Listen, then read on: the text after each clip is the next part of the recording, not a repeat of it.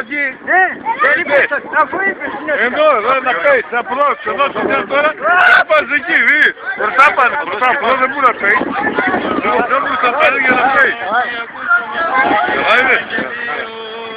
Τι μου βάζετε, πάνε και όπως. Και το πνεύμα σου.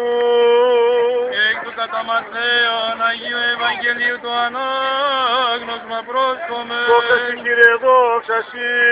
Στο καιρό εκείνο παραγίνεται ο Ιησούς από της Γαλιλαίας επί τον Ιορδάνη προς τον Ιωάννη του βαπτιστήν υπ' αυτού. Τότε Ιωάννης διεκόλλει εν αυτόν λέγον, εγώ χρίαν έχω υπό σου βαπτιστήνε και εσύ έρχει προς με. Αποκριθείς δε ο Ιησούς είπε προς αυτόν, απεστάρτη, ούτω γαρ πρέπον εστιν ημίν, πληρώσε πάσαν δικαιοσύνην. Τότε αφήσιν αυτόν και βαπτιστής ο Ιησούς ανέβη ευθύς από το ύδατος και δου ανεόρθησαν αυτό οι ουρανοί και είδε το πνεύμα του Θεού καταβαίνον ως υπεριστεράν και ερχόμενον επ' αυτόν.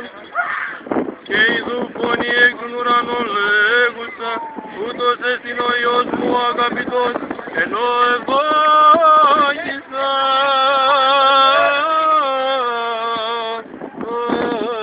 Δόξα Συ Κύριε, δόξα Συ.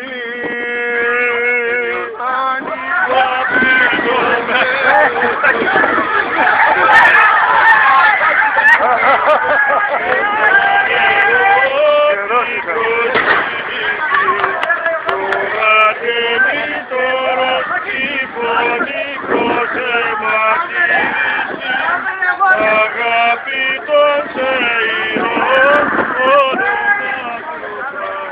και το πνεύμα